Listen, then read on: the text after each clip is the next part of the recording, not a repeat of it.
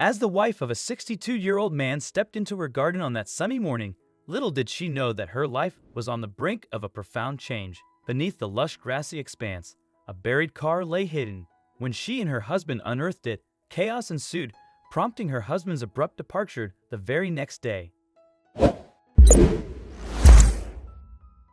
Ashley, the first to stumble upon the buried vehicle, wandered through her garden in blissful ignorance, armed with a small hand-sized spade for planting seeds and accompanied by a large watering can at her feet. She tended to her blossoming flowers, but amidst her gardening routine, a metallic object caught her eye protruding from the earth. Using her spade, she excavated around the mysterious metal, only to be met with a startling revelation. It was far larger than she anticipated. Urgently calling her husband over, his shocked expression mirrored her own astonishment. Bradley, Ashley's husband, grabbed a shovel from the shed and joined his wife in the excavation. For over 2 hours, they dug around the foreign object, and by the end of it, Ashley's rose garden was completely gone. But it resulted in a clear picture of what was beneath the soil: an old rusty car.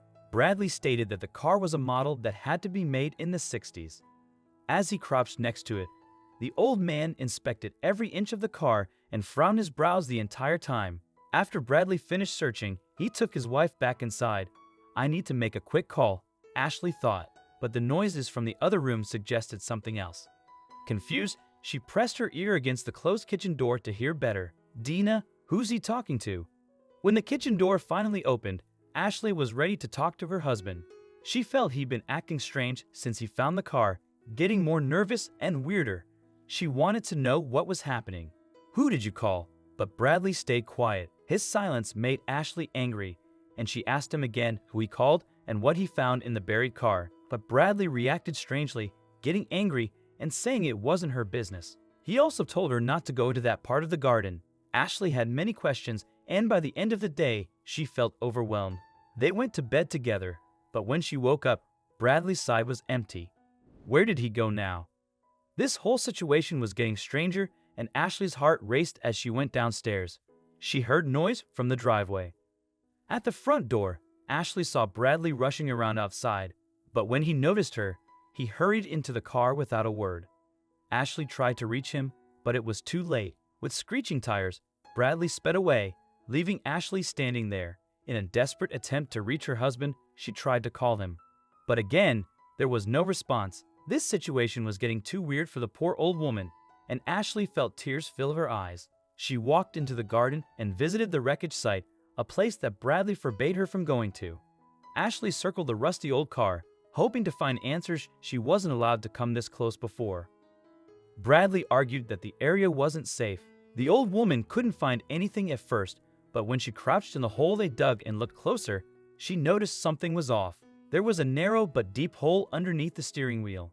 It wasn't in the car, but the ground lay in like someone dug a small shaft straight down in the ground, and it wasn't there yesterday. Did Bradley do this? Did Bradley dig up something without her knowing it? And was that why he left? Ashley's head almost exploded because of all these questions. After the strange discovery, she walked back into the house defeated. She did not know what to do. But then she saw a letter on the table. She walked closer and saw that it was addressed to her. Once Ashley opened it, she recognized her husband's handwriting instantly. He always wrote in a scribbly, narrow pattern, almost like a doctor would. Bradley apologized in the letter for leaving so suddenly, but he stated that he wasn't coming back. Ashley broke down in tears while reading the handwritten note. It continued, stating that it was not that he wanted to leave. He loved Ashley with all his heart, but apparently he had to leave, and Bradley couldn't tell his wife why. The only thing the letter said was that it was for her safety. "What must I do? You cannot leave me like this with all these questions. Bradley, please." Ashley couldn't simply accept her husband leaving her and saying goodbye in a letter. Immediately after putting down the letter, Ashley remembered Bradley's phone call from the previous day. It was frantic and panicky, and it was also a huge mistake because Bradley had forgotten one important thing. Her husband was horrible with technology and used the landline to make the call, but that device had caller ID.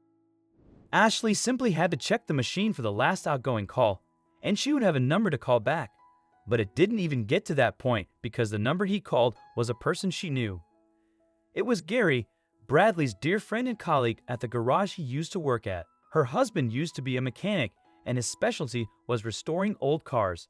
That's why she quickly believed every word he spoke when he told her to be careful. Gary was his coworker and partner in crime, and they used to do everything together, so the call to his skilled friend wasn't that suspicious. When Ashley got to Gary's house, she was prepared to talk to him. She rang the doorbell, and Gary answered. He said she could come in, but she didn't need to because she was already at the door. Ashley talked to Gary about the phone call her husband made to him the day before. She told him she knew it was about the car and made up parts of her story to sound more believable because she didn't know everything. Gary said Bradley did call him, worried about the car. Ashley didn't understand, so she asked Gary to explain more. He said seeing the car scared Bradley, and if Ashley knew more, she could be in trouble too. Trouble? What trouble? Ashley asked because she didn't know what was going on. Gary said Bradley wanted to keep it that way, but he didn't agree. Gary said they should tell the police, and when they come, I will explain everything. Ashley grabbed her phone from her back pocket and called the police while staring at Gary the entire time. After about 15 minutes, the police officers arrived at Gary's home, and that's when Gary explained the entire situation. Gary started by saying that he was the only one who knew about this story because Bradley didn't trust anyone else with the truth. Gary then revealed the story of a crime that happened over 40 years ago before Bradley and Ashley met, the one on Langrove Street. Gary told the officers and Ashley, who listened intently. The armed robbery was successful, and they needed to get rid of the vehicle as they would only let him live if he did them a favor. Bradley needed to hide or destroy the car they used in the heist. He even got handed the gun they used to threaten the bank employees. If he did not comply, they would find him and end him. Bradley had no choice and eventually decided to bury the car and gun in his backyard. That's where the vehicle remained for over 40 years. Everyone in the room was in shock after hearing the full story. Ashley was saddened that her husband had to carry a burden, and the police were shocked that it had remained a secret for so long. Luckily for both Gary and Ashley, the officers took this case very seriously. They asked Nate where he thought his friend had run off, and Gary had the perfect answer. He returned to the statement about his cabin in an old wooden home deep in the woods about 50 miles from town. Gary's best guess was that his friend was lying low there, hoping never to be found. Then that is where we will go, one of the uniformed men said. Gary guided them to his family's cabin and quickly opened the creaky front door. Inside, they found Bradley sitting in the corner, trembling with fear, but otherwise unharmed. However, when he saw Ashley, his wife, enter, he stood up and embraced her tightly. "I warned you to stay away. Now you're in danger," he whispered, but the police assured them of their safety. Ashley was heartbroken to see her husband in such distress.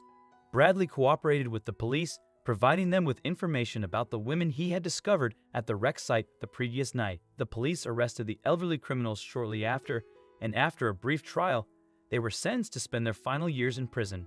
This brought Bradley the peace he had been yearning for and reunited Ashley with her beloved husband. "It feels like a burden has been lifted," Ashley remarked.